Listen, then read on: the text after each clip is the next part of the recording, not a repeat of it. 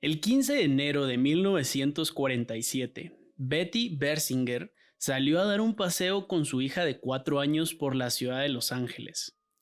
Mientras caminaba por la South Norton Avenue, pasaba frente a un terreno baldío cuando vio lo que parecía ser un maniquí desarmado. Al acercarse, se dio cuenta que en realidad era el cuerpo mutilado de una mujer. Y así comienza el caso de la Dalia Negra.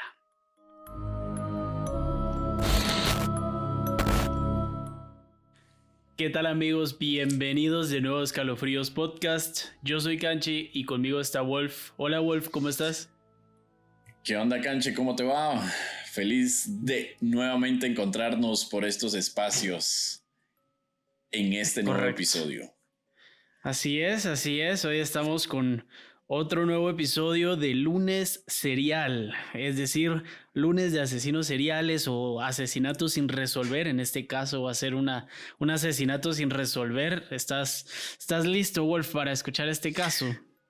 Estoy listísimo para ver con qué nos sorprendes. Buenísimo, pues primero déjame encontrar el archivo porque por aquí lo tenía yo. Dale, estamos, para mientras vamos a agradecer ahí a nuestros seguidores que nos han seguido interactuando con nosotros a través de todas las redes sociales y nos han seguido mandando varias historias que ya las estamos programando también en esta nueva temporada y pues varios países donde ya nos han estado escuchando, entonces agradecerles que siempre estén recomendando a Escalofríos Podcast. Y creo que se la han pasado muy bien. Algunos pues nos han comentado de que a veces hasta en las mañanas, en la hora del gimnasio, han estado escuchando el podcast y también les ha dado escalofríos, ¿verdad? Y no quiero imaginar a los más atrevidos que después de las 12 de la medianoche pues nos empiezan a escuchar. Así que bienvenidos para los que se están involucrando también. Lo dudo mucho, pero tal vez hay algunos valientes. Ya he recibido varios comentarios de por qué estamos haciendo este tipo de historias, de quién nos escucha, y aunque la gente no me lo crea cuando yo les respondo, existe una gran comunidad, existimos una gran comunidad que nos gusta hasta cierto punto sufrir con estas historias y sentir esos escalofríos en la noche, cuando uno está solo y todo, porque es como que se sintiera esa adrenalina bonita que te hace pedir más historias de miedo. Y creo que eso te hace sentir vivo de nuevo, ¿eh? Es como que volver a sentir esos escalofríos, porque estás con la luz y estás con aquello de lo escucho o no lo escucho, ¿eh? Y al final nos paras escuchando y aunque durmas con la luz encendida. Sí, eso sí, al final mucha gente me dice que no lo quiere escuchar, pero lo termina escuchando por la curiosidad que les causa estos casos, pero bueno. Recordar que estamos en Facebook, en YouTube, que nos pueden encontrar como Escalofríos Podcast. Por favor, que nos recomienden a sus amigos porque a ustedes nada les cuesta y a nosotros pues lo apreciamos muchísimo y nos ayuda también a seguir haciendo más historias y más episodios que lo disfrutamos, pero también tenemos que tener un público porque si no, ¿para qué lo estamos haciendo? Entonces compártanos con un amigo que nos compartan y les agradeceremos muchísimo. Entonces, el caso de hoy se titula La Dalia Negra. Pues en la mañana del 15 de enero de 1947, alrededor de las 10 de la mañana, el cuerpo de Elizabeth Short, de 23 años, se encontraba mutilado y completamente desnudo en un callejón de la South Norton Avenue, en Los Ángeles. La mujer que lo encontró ya había avisado a la policía. Mientras estos llegaban a la escena del crimen, una multitud ya se acumulaba alrededor del cadáver. Una de las primeras personas en llegar a la escena del crimen fue la reportera de Los Ángeles Herald Express, Aggie Underwood. Ella tuvo la oportunidad de tomar varias fotografías del cuerpo antes que la policía lo tapara o se lo llevara. De nuevo, aquí hacemos el paréntesis que vamos a incluir todas las fotografías del caso. Estas fotografías son fuertes, de una vez se los aviso. Ella encontró el cuerpo antes de que la policía lo tapara, entonces aprovechó a tomar las mejores fotografías y todavía hasta la fecha están no son fotografías en 4K, pero quiera que no son muy impactantes. Yo cuando las vi, pues sí son impresionantes y uno se queda con la imagen en la cabeza. Entonces las vamos a subir y cada quien pues tiene ahí sí que su responsabilidad verlas o no verlas. Son impactantes de nuevo. La policía registró las áreas y calles cercanas en búsqueda de pistas que pudieran llevar a encontrar al asesino. Lo único que pudieron rescatar fueron huellas de zapatos de hombre cercanas al cadáver y un saco de cemento lleno de sangre que aún tenía una consistencia como acuosa. Una escena horrible, ya de por sí ya empezamos con el caso y es una escena horrible, un asesinato de una mujer joven, una mujer muy bonita, pues ya lo verán en las fotografías, que llama mucho la atención el hecho de que haya dejado el cuerpo y todo esto a plena vista, para empezar, ¿verdad? No dejó esto en una bodega, no lo tiró al mar, no, lo dejó a plena vista, como que si quisiera que todo el mundo lo viese y se enterara. Claro, ya estaba planificado el mensaje que quería dar también, ¿no? Sí, correcto, ya ahí vas viendo un poquito las raíces o unas pequeñas llamaradas de a qué va este asesino. Y una de las partes más interesantes del caso, yo creo que lo más interesante y donde se encuentra la mayoría de las pistas para analizar el perfil psicológico del asesino, es la autopsia, ya que el cadáver se encontró de una manera muy impresionante y bueno, vamos a ver qué más. Seguimos dando detalles, pues. Vamos con los detalles. El caso de la Dalia Negra fue uno de los más controversiales de la década. El caso tenía un carácter hollywoodense por la gravedad de las heridas en el cadáver y la narrativa que se creó alrededor del crimen y su resolución, o su no resolución en este caso. Fueron varias cosas que llamaron la atención sobre cómo se encontraba el cadáver, o lo que quedaba de él, pues en la autopsia se determinaron varias acciones realizadas al cuerpo de Elizabeth Short, antes y después de su muerte. Entre estas, las más importantes y algunas fueron: primero, que Elizabeth medía 1.65 metros de altura y pesaba 115 libras, es decir, era una mujer en promedio, sería promedio alto, digámoslo. En Estados Unidos 1.65 pues tampoco es tan alto, pero sí es una mujer de altura media alta y que pesaba 115 libras. Eso nos dice que era una mujer delgada, esbelta, con una figura muy, muy bonita, muy atractiva, digámoslo, y en las fotos ustedes lo van a poder ver. Nuestras fotos que las vamos a subir a Facebook e Instagram. Tenía ojos azules, cabello castaño y dientes mal cuidados, porque pues en estas épocas los cigarros eran como el teléfono de ahora, eran como el smartphone de ahora y pues obviamente arruinaban mucho los dientes. 3. Tenía marcas en las muñecas, tobillos y cuello, que sugerían que había sido atada con una soga muy gruesa hasta el punto de hacerle quemaduras. 4. Se encontraron pequeños cortes de piel y músculo en su pecho derecho, en su seno derecho, antebrazo derecho e izquierdo y en la parte baja del pecho izquierdo. Ya aquí las imágenes empiezan a poner un poquito más feas, ya las van a ver en la foto, tiene ciertos cortes que no se ven del todo bien, pero sí se ve que tiene cosas en el cuerpo, ya que es un torso desnudo tirado. 5, ¿verdad? 1, 2, 3, 4, 5. El corte más obvio y aterrador era el de la cadera. El cuerpo había sido cortado a la mitad utilizando una técnica propia de la década llamada hemicorporectomía. Esta consistía en separar la parte inferior del cuerpo a través de la separación de las últimas partes de la columna vertebral. Es un procedimiento médico que se utilizaba como último recurso en pacientes que tuviesen tumores malignos o enfermedades que requerían que se les amputaran las piernas. Es decir, aquí ya vemos que el asesino no solo tomó una sierra y se echó el cuerpo, digamos, a la mitad, sino que usó una técnica quirúrgica para poder remover la parte de abajo de la parte de arriba. También... No, o sea, se me viene a la mente ahorita que pues tenía que tener conocimientos como médicos o algo para hacerlo de esta forma, ¿va? O sea, correcto, ya... te me estás adelantando, No, pero la pista ahí va, la pista va en eso, en que es un procedimiento médico nuevo de la década. Pues. No cualquiera, correcto, ya vamos tomando forma de este asesino. 6. También encontraron un corte que comenzaba desde el ombligo y acababa en la parte superior del área púbica, es decir, empezando el área de la vagina de la mujer. Y número 7, el otro elemento clave y muy aterrador, y personalmente para mí es lo más aterrador que incluso que la cortaran a la mitad, de por sí eso ya es horrible, pero más aterrador aún, fue la realización de una sonrisa de Glasgow.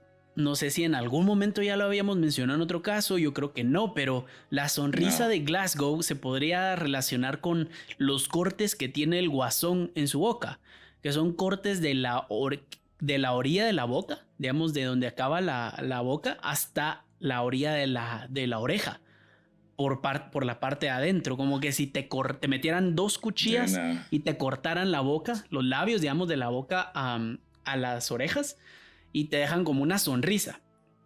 Precisamente, esta era una técnica gángster que se usaba incluso muchísimo tiempo atrás en el Reino Unido. Glasgow pues está en Escocia, si no estoy mal, y pues es una técnica que se ha usado durante mucho tiempo. Incluso lo podemos ver en series como Peaky Blinders, que se cortan mucho con navajas y que se meten estas navajas en partes como los ojos o en la boca, y es una figura muy aterradora porque te deja como al individuo lo deja como con una sonrisa. Y pues para si se lo quieren imaginar es como la sonrisa del Guasón. Pues la autopsia reveló que los cortes que le hicieron en la boca a Elizabeth iban desde las orillas de su boca hasta la punta de las orejas. Pues es lo que les decía. Claro, es una imagen muy fea. La gente que llegó pues quedó muy impresionada. Y un caso así no pasa desapercibido. Ya vimos que una de las primeras personas en llegar fue una reportera. Y aquí es donde se pone interesante y hasta cierto punto triste, porque estas son las razones por las que nunca se pudo resolver el caso. Vamos con la investigación. La investigación del caso no fue del todo fácil para la policía. Por la gravedad de las heridas y el misterio que rodeaba el caso, la prensa se hizo de mucho que decir durante los meses siguientes. Por lo tanto, varias piezas de evidencia fueron contaminadas o perdidas. Muchos sospechosos mentían con tal que la prensa los buscara y les diera unos minutos de fama. Además, algunos elementos del caso parecían ser sacados de películas o creados incluso por la prensa. Que claro, ahorita ya empezás a ver que bueno, es un asesinato que ocurre en Hollywood, les estás dando casi que material a las productoras para que hagan una película, un guión de esto. Encuentran una mujer partida a la mitad en la calle de Hollywood, una mujer bonita, joven, ¿verdad? Por supuesto que la prensa se va a hacer comida de esto. Exacto, y lo curioso que se me hace acá que la reportera haya llegado primero antes que pues la policía o los bomberos, que es lo más común, ¿va? Lo que podía tener como lo que vos decís, ya contaminar la escena del crimen. Sí. Entonces pudieron haber manipulado todo a su favor. A su favor, digamos, a lo que les convenga más. También, correcto. Exacto. Sí, y ahí lo que vos decís es muy importante, que ¿cómo llegó una reportera de primero? ¿Quién le avisó a la reportera? Supongo yo que en ese momento, por ser la ciudad de Hollywood, pues la reportera tal vez tenía a su cargo cierta comisaría y tal vez de alguna manera tienen contactos en la policía y se enteran de las llamadas que la gente hace para hacer casos, ¿verdad? Sensacionalistas, además de que es un cuerpo encontrado en una de las calles. Tal vez no la más transitada, pero es una calle transitada bastante en Los Ángeles. En esa época, por supuesto que era menor la cantidad de personas que pasaban por ahí, pero quiera que no, una señora y su hija lo encontraron. O sea, el cuerpo fue plantado de manera que lo que se quería, se logró, que era hacer un show. Y esto afectó el caso, ya que el 21 de enero, una semana después de la muerte de Elizabeth Short, James Richardson recibió una llamada muy escalofriante. James era el editor en jefe del Examiner, uno de los periódicos que más se hizo eco del caso, y recuerden este nombre, The Examiner. Del otro lado del teléfono, un hombre le decía, y cito lo que le decía: felicitaciones por lo bien que están cubriendo el caso. Quiero avisarle que planeo entregarme. Solo quiero darle la oportunidad a la policía de seguirme buscando. Por el momento, pueden esperar unos souvenirs de Beth Short en unos días. End quote. Se dan cuenta, muy escalofriante, que el supuesto asesino haya llamado a la prensa, no a la policía, haya llamado a este periódico en específico, que no era la agencia donde pertenecía esta reportera, era otro, y que le llama a la víctima, le llama Beth Short, no le llama Elizabeth, no, le dice Beth Short. Y a una persona que le decís algo así es normalmente porque la conoces o no, sos amigo o conocido. Exacto. Sí, que ya tenés como la confianza o ya pues, de una u otra forma tenés ese lazo cercano, ¿eh? Correcto, sí, que ya tenés la confianza, ahora ya te acostumbraste a decirle Beth. Entonces le decís Beth Short y que les va a llegar unos souvenirs. Eso sí es aterrador. Imagínate recibir una llamada de esta naturaleza que te dicen, mira, te van a llegar unos souvenirs de un cuerpo que encontraron tirado en la calle mutilado. Lo primero que me puedo pensar es las muelas. Cabal, me van a llegar sus muelas, sus dedos, qué le faltó al cadáver que me va a venir en el correo. Sí, y lo que también me llama la atención es que, o sea, al medio de comunicación, no a la policía, porque por lo regular siempre es a la policía la que tratas de despistar o vas dando los mensajes que vas queriendo dar, sí. ¿va? Sí, y en este caso, pues obviamente este tipo tenía, o tipa, ¿verdad? O tipa, pero yo creo que fue un tipo, ya veremos por qué, pero yo creo que este tipo de asesinos, pues ahí va a lo que quieren, ¿verdad? Ese show, que se les busque, que se les haga fama, es un juego para ellos. Pero ¿por qué? ¿Por qué Elizabeth Short? ¿Por qué ella? ¿Por qué esa noche? ¿Y por qué asesinarla de esa manera? Pues vamos a ver. El 24 de enero, 3 días después, un sobre Manila muy sospechoso fue interceptado por un trabajador del servicio postal estadounidense. El sobre estaba dirigido para diferentes periódicos de Los Ángeles, como The Examiner, de nuevo el periódico, y otros. Dentro había un pequeño mensaje escrito con letras cortadas de diferentes revistas y periódicos. Es decir, como los que vemos en las películas, ¿verdad? Que cuando no quieres que reconozcan tu letra, pegas un montón de letras de periódicos y de revistas haciendo el mensaje, ¿verdad? Este decía, y cito el mensaje: aquí van pertenencias de Dalia. A seguir una carta. Aquí quiero hacer énfasis en que ya no le dice ni Elizabeth ni Beth. Le dice Dalia, como le está llamando la prensa. ¿Por qué? Lo vamos a ver dentro de poco, pero ya está siguiéndole el juego al mismo periódico que está reportando sobre el caso. Pues dentro también iban diferentes papeles de Elizabeth. Entre ellos, su acta de nacimiento, fotografías y una pequeña libreta de contactos con el nombre Mark Henson marcado en la portada. La policía intentó sacar huellas dactilares del sobre y del contenido. Aunque todo el material había sido lavado con gasolina para evitar que quedaran huellas. Aún pudieron rescatar varias. Estas fueron enviadas a la central del FBI, aunque de alguna manera estas se vieron comprometidas y no pudieron ser analizadas. Es decir, se perdieron en el camino o alguien abrió el sobre del camino, algo pasó que las huellas ya no contaron como pruebas. Vos, pero qué cabrón, o sea, cabrón o cabrona, pues, porque hasta el momento no se sabe, para tener todos esos detalles, ¿va? O sea, saber manipular todas las evidencias y entrar en ese juego, ¿va? Claro, date cuenta que tenía acceso al acta de nacimiento, a fotografías y a una libreta que pertenecía a un tal Mark Henson. Es decir, esta era una persona que... cercana, ajá, familiar, sí, Exacto, o sea, ¿quién más va a tener esos datos? Tiene que ser alguien cercano, perdón. Y en esa época que la tecnología, pues, o sea, todos esos documentos eran como físicos y no eran como tan fácil acceso, ¿ah? Y que era muy difícil, o bueno, no sé hasta qué punto era difícil falsificarlos, pero si hubieran sido falsos, la policía se hubiera dado cuenta porque a ellos mismos se los están enviando. Entonces, no fue una persona... Ella era soltera, vamos a ver más adelante cómo estaban sus relaciones, pero en principio era soltera y bueno, pues vieron los documentos, tenía que ser una persona cercana, no fue como una víctima escogida al azar, digamos, que salgo a la calle porque quiero matar a alguien y me encuentro con ella y la mato, no. Definitivamente, o sea, si no la conocía antes, por lo menos la investigó y la siguió por mucho tiempo y tuvo que haber un motivo. Normalmente cuando es una víctima señalada o escogida, tiene que haber un motivo detrás, pero vamos a ver. ¿Y cómo obtener esos documentos que pues son documentos como personales y que solo los tenés como en tu gavetero o en una gaveta o un archivo así muy especial con esos documentos? Exacto.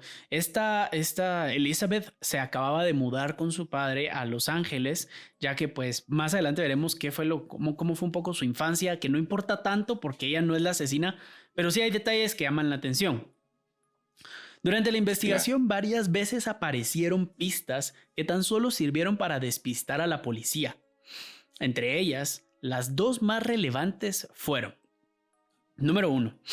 El mismo día que este paquete llegó, fueron encontrados un bolso negro y unos zapatos encima de un basurero a 3 kilómetros de donde se había encontrado el cuerpo de la Dahlia negra. Estos también habían sido lavados con gasolina y a falta de confirmación, la sospecha general era que pertenecían a Elizabeth Short, ¿verdad? No encontrar zapatos y una bolsa lavados con gasolina a 3 kilómetros de donde estaba el cuerpo y que fuera una coincidencia. Exacto. Y que tenían como el mismo rasgo, digamos, de las demás evidencias. Calzaba el zapato, gasolina, ya con eso ya es bastante, ¿verdad? Que le entraba el zapato y le quedaba re bien. Número 2. El 14 de marzo fueron encontradas prendas masculinas en la orilla de Venice Beach. Unos zapatos, un boxer, un pantalón, una camisa y una carta que decía, y cito la carta: a quien corresponda.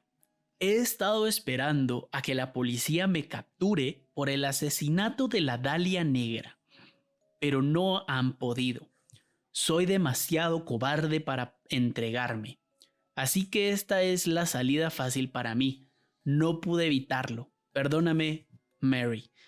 Una carta suicida. Le encontraron la ropa y todo tirado a la orilla en la playa, ¿verdad? A la orilla del mar. Y con esta carta y pues ves el mar y lo que supones es, bueno, esta persona se suicidó, sea quien sea, pero por la naturaleza de todo y por el hecho de que esta persona quería que lo encontraran, lo primero que pensás obviamente es, no sé, esto es una trampa, tiene que ser una trampa. Exactamente. Y ahorita ya como buscando como responsable por la ropa de hombre que vos mencionás, o sea, ya te va tirando como la pauta de, no sé, se me ocurre un novio o algo, o me imagino que algo tenía también, que ver ahí, ¿va? Si estás considerando que esto podría ser una trampa, también el hecho de que sea ropa de hombre pudo haber sido la trampa, también pudo haber sido una mujer. Y en este momento la policía se enfocó en encontrar a un hombre, por ejemplo, que yo es una de las opciones que considero, uno no sabe, ¿verdad? Pero junto con este paquete llegaba el primer sospechoso, Mark Hansen, que era el dueño de la libreta, que algo debería de saber sobre Elizabeth. Así que la policía no dudó en buscarlo para interrogarlo. Hansen era dueño de un club nocturno y algunos teatros en Los Ángeles. Además, era dueño de la casa en donde Elizabeth y sus amigos solían hacer sus reuniones y fiestas. Fue él quien confirmó que la bolsa y zapatos encontrados pertenecían a la víctima, pero aseguró que jamás le habría hecho algo así. Sin embargo, también pudieron contactar a la roommate o a la compañera de cuarto de Elizabeth, quien les dijo que Hansen había hecho avances sexuales a su amiga en varias ocasiones, aunque ella siempre se negó. también le dijo a la policía que Elizabeth era una persona que le gustaba seducir a los hombres, aunque luego no hacía nada con ellos. Alrededor de 750 agentes policiales estuvieron en su momento investigando sobre el caso, y mucha desinformación se filtraba a la prensa, y esto hacía más difícil seguir la pista del asesino. Y aquí pues ya vamos viendo un poco más de la personalidad que tenía Elizabeth. Y ya, mira, ahí sí que cada quien peca de prejuicioso, pero aquí lo que se tiene a la mente es le coqueteó a quien no tenía que coquetearle y se la quebraron. O como decimos en el buen Chapín, solo dándole casacas y calienta. Le paró el palo y lo dejó colgado. Ah, sí, le paró el palo y lo dejó, le hizo el paro y lo dejó ahí. Sí, precisamente en inglés decía she liked to, no me recuerdo qué, y she let them hanging, algo así, como que los dejaba colgados, nada más. Entonces tal vez aquí sospechas. Sí, aquí lo primero que decís es lo hizo con la persona equivocada y Hansen pudo haber tenido algo que ver, aunque si la ropa en la playa era una trampa, la libreta de Hansen también era una trampa. Y aquí es donde digo yo, bueno, esta persona, el asesino, tenía que conocer tanto a Hansen como a Elizabeth, porque sabía a quién culpar. Obviamente, en contactas a Hansen y resulta ser un pimp, resulta ser un dueño de un club nocturno que siempre seducía a esta chava, que siempre le dijo que no y que tenía mucho dinero. Entonces, esta persona sabía lo que estaba haciendo. Se me hace. No sé qué piensen los que nos están escuchando. Podría ser como la persona perfecta, digamos, por el tipo de personalidad, el tipo de trabajo. Era como que rápido poder tener tu juicio ya para poder determinarlo. Lo que también me llama mucho la atención, pues, y no sé si lo has visto en los últimos casos que hemos estado contando, es la cantidad de policías que asignaban para un solo asesinato, un homicidio, que digo yo, y me vengo ahorita a la actualidad, digo, puchis, o sea, aquí apenas dan 2 policías para un caso, o a lo mucho una persona, ¿va? Pero no sé si era porque en ese entonces no eran como muchos los asesinatos, y era así como, muchachos, los tenemos a todos aquí, los 700 están encerrados, ya sus patrullajes, ahora vayan a investigar. Vayan a hacer algo. Ajá, para que les paguemos por algo. El salario, ¿ah? Sí, correcto. O sea, se me hace bastante. Pues mira, yo creo que es, y ahorita vamos a ver más a fondo esto, yo creo que es por la prensa. Cuando tenés a todo el mundo pendiente de este caso, pues la policía se tiene que dar a gusto y decir, ok, tiene que moverse y mostrarle a la gente que sí la están buscando. Que estamos lo mismo con algo. El asesino Lee Shun-hwan, no me recuerdo cómo se llamaba, que 2 millones de personas lo estaban buscando, prácticamente todo el país, porque precisamente porque era un asesino que había tenido unas víctimas bastante considerables, ya que todas eran mujeres, y en algún momento tal vez tocó un nervio del gobierno por ser alguna familiar de alguien, y precisamente se tenían que mostrar que se estaba buscando a esta persona y que no iba a quedar impune. Y eso es lo que yo creo. Esta presión de la prensa, y esto fue lo que arruinó la investigación al mismo tiempo, y lo vamos a ver ahorita. Pues el 26 de enero, el diario The Examiner, de nuevo, recibió otra carta, esta vez escrita a mano, que decía, y cito la carta: aquí está, me entregaré el miércoles 29 de enero a las 10 de la mañana. Me divertí con la policía. Atentamente, el vengador de la Dalia Negra. Bueno, recibís esta carta, se la envías a la policía y le dices, mire, recibimos esta carta. Lo primero que me pregunto yo, si yo fuera la policía, sería, mire The Examiner, mire jefe editor de Examiner, ¿por qué usted? ¿Por qué de todos los periódicos, un periódico X recibe toda esta información? A mí se me ocurren 2 teorías. 1, alguien de The Examiner tenía algo que ver con el asesino. O 2, ya sea porque trabajó ahí o porque era amigo de alguien que trabajó ahí, tenía un cómplice o algo así, y era por este medio, por este contacto que hacía que su caso se era de renombre. O 2, y creo que sería peor, más escalofriante y peor, que sea la misma prensa la que esté sacando estas, y entre comillas, para quienes nos estén escuchando, estoy haciendo comillas con mis dedos, estas pistas pudieron haber sido fabricadas, ¿no? Para decir, nosotros tenemos la primicia. Tenemos la información y querer agarrar el poder. Y tal vez, o sea, quería tener como su auge en comparación a los demás medios de comunicación también, como agarrarte de ese asesinato. Correcto. Tal vez ahí sí que aprovecharon, ¿verdad? Y eso es lo que yo creo. Personalmente yo me voy por esa. Y es curioso porque si ellos fueron los primeros que llegaron, la periodista y todo este rollo, o sea, tal vez era un simple, bueno, pues no es un simple asesino, pues, pero, o sea, sí habían matado a alguien y pues hasta ellos creo yo que se tomaron la tarea de poder descuartizarla y todo el rollo como para agarrar más auge, tener más rating y pues raro, no sé si se atreverían a hacer eso, pero yo creo que hemos visto cosas peores, pero saber, a ver si no podemos decir. La prensa de Los Ángeles aprovechaba cada oportunidad que tenía para sacar portadas con, entre comillas, nueva información, como estas cartas, del caso. Se llegaron a imprimir hasta 50 portadas de diario sobre el caso. Es decir, que incluso meses después de lo que había ocurrido, la gente seguía imprimiendo portadas, no páginas, no artículos, portadas sobre esta información. Era algo que vendía. Por supuesto que la prensa tenía incentivos e intereses para que saliera nueva información y para que la gente quisiera saber más. Sin embargo, la prensa se encargaba de pintar y decorar toda la información que recibían. Por ejemplo, cuando la información de Mark Hansen se difundió, la prensa escribió que Elizabeth y el señor Hansen habían tenido un amorío, pero que Short era promiscua y se metía con muchos amigos de Mark, y que por esta razón Mark sería aún el responsable y principal sospechoso.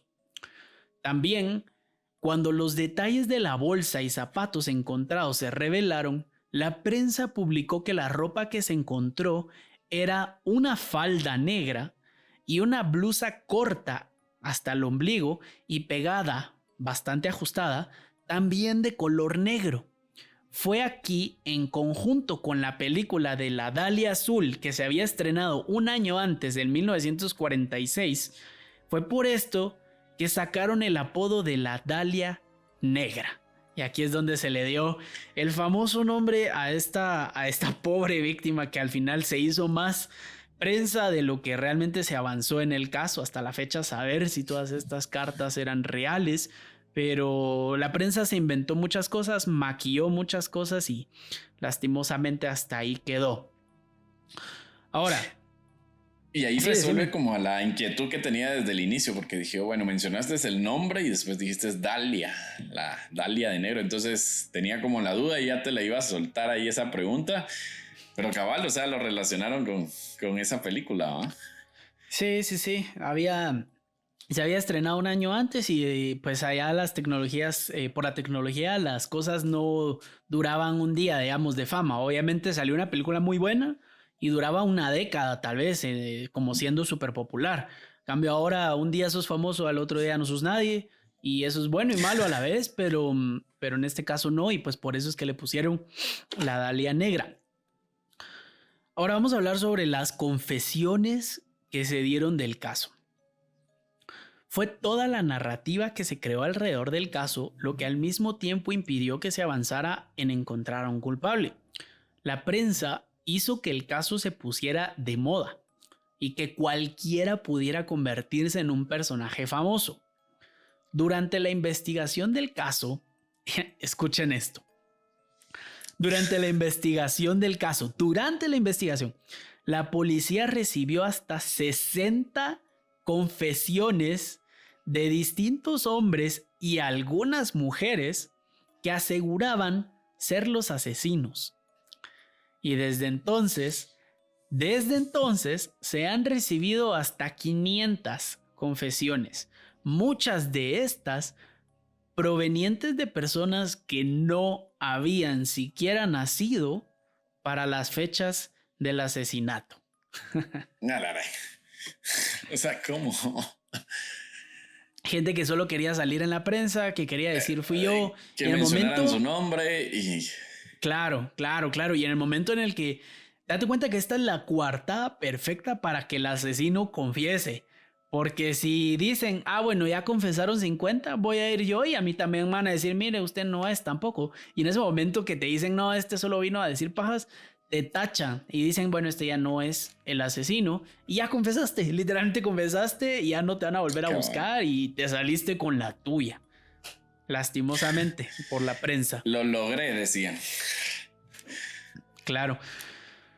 Sin embargo, se han registrado varias teorías, por supuesto, ¿verdad? La misma prensa y siempre investigadores que luego trabajan en los casos generan varias teorías y sospechas bien fundamentadas a veces. Desde asesinos con el mismo sistema hasta otros con historiales de cirujanos y médicos militares. No obstante, hasta hoy, el asesinato de la Dalia Negra sigue siendo un misterio sin resolver que, al ver las fotografías del cuerpo, sigue causando escalofríos. La verdad que sí llama mucho la atención, vos. O sea, sí, por el tiempo, la forma. Correcto. Lo coyuntural, o sea, muchos factores, creo yo, o sea. Al año siguiente del asesinato, digamos, 1948, una de las teorías era que había sido otro asesino, porque empezaron a haber indicios de que estaba surgiendo un asesino en serie que digamos, su marca personal era partir los cuerpos a la mitad. Entonces al principio dijeron, bueno, este puede ser el mismo asesino de la Dalia Negra. Después se dieron cuenta que no, los cortes que él hacía no eran precisos de cirujano. Y aquí se vuelve a mencionar incluso que hubo otra teoría en que un asesino que había sido doctor militar durante no sé qué periodo de guerra o qué sé yo, que había aprendido esta técnica, era uno de los posibles sospechosos. Y en este caso se avanzó incluso a llevar a esta persona a juicio. Pero al final tenía una coartada que sí pudo comprobar que era cierta y pues se desestimó todo el caso que se hizo contra él.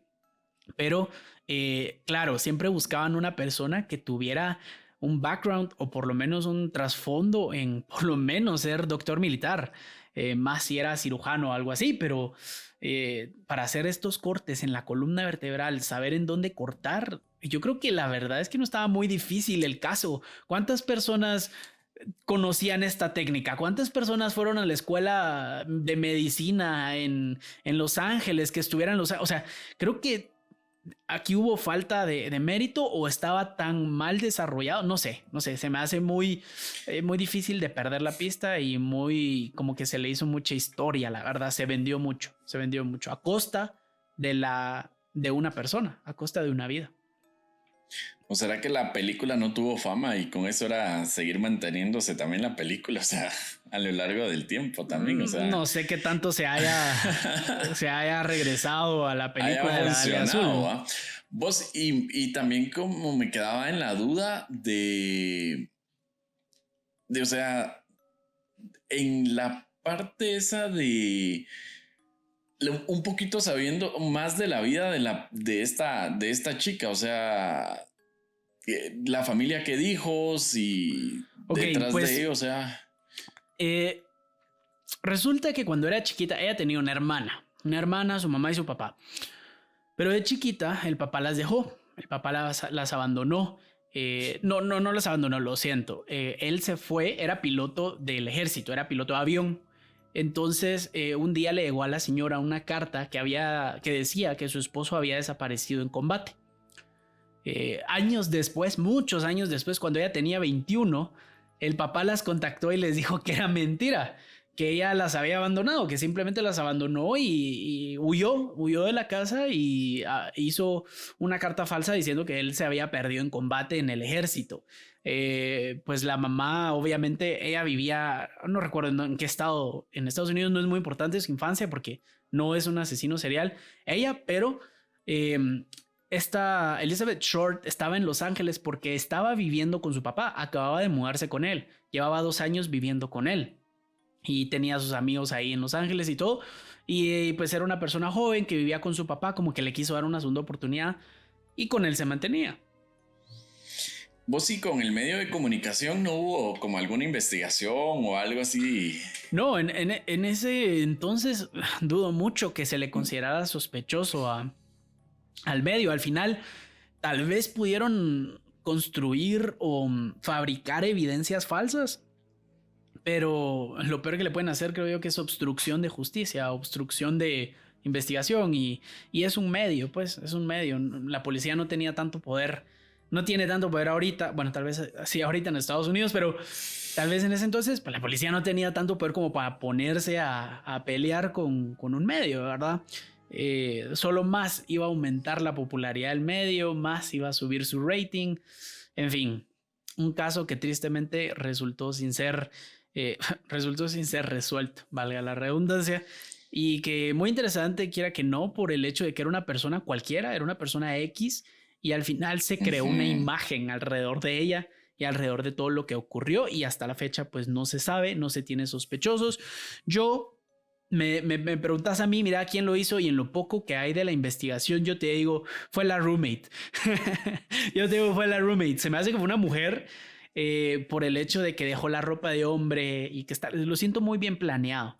Y ahora, ¿cuántas mujeres cirujanas habían en ese entonces? Difícil.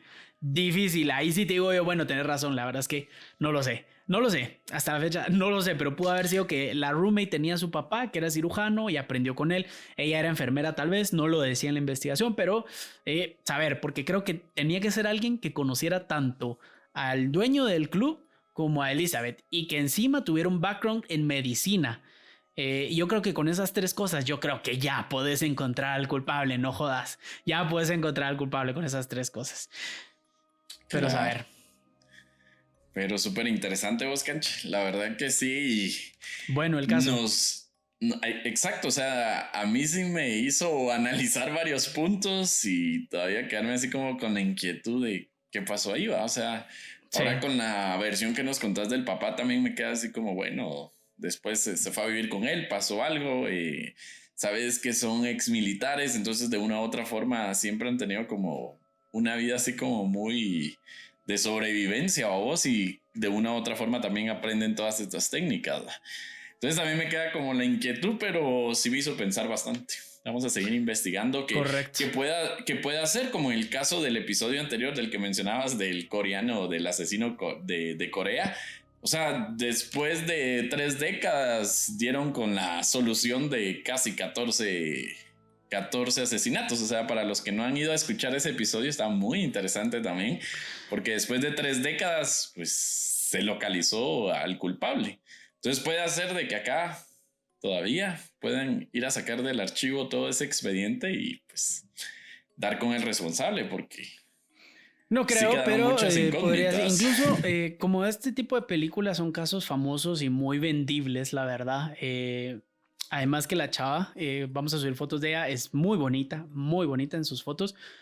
Pues obviamente hay varias películas de esto. Yo creo que la más reciente se llama... Sí, películas, eso te iba a preguntar. Sí, se llama The Black Dahlia. Para que haya sido tan sonado... Sí, hay la más reciente es de 2006. No creo que sea no es tan reciente, literalmente 14 años. Y dura 2 horas. Está interpretada por Mia Kirshner, Josh Hartnett, Scarlett Johansson de pequeña también, de joven, ¿verdad? Una Scarlett Johansson muy joven. Hilary Swank y Aaron Eckhart. Yo no la he visto, tampoco planeo verla. La verdad no me llama la atención ver una película de 2006. Tal vez por Scarlett Johansson la miraría. Si alguno ya la vio o si la quieren ver y la miran, pues nos cuentan. Imágenes muy fuertes también, recuerden. En el póster de la película se ve como The Black Dahlia y... la sonrisa del guasón, la sonrisa de Glasgow, se ve cortes. Vamos a subir las fotos y recuerden que están algo impactantes, así que las ven bajo su propia responsabilidad, así como el poema Endemoniados. Si alguno lo recitó, por favor escríbanos y qué sucedió. Pero bueno, esto fue todo por hoy. Otro episodio de Lunes Serial aquí en Escalofríos Podcast. Yo soy Canche y conmigo está Wolf. Recuerden que nos pueden encontrar en redes sociales como Escalofríos Podcast. Gracias por escucharnos, compártanos por favor, coméntenos por favor y envíenos sus historias por voice note al correo escalofriospod@gmail.com. Yo soy Canche. Esto fue Escalofríos Podcast. Nos vemos a la próxima. Hasta pronto.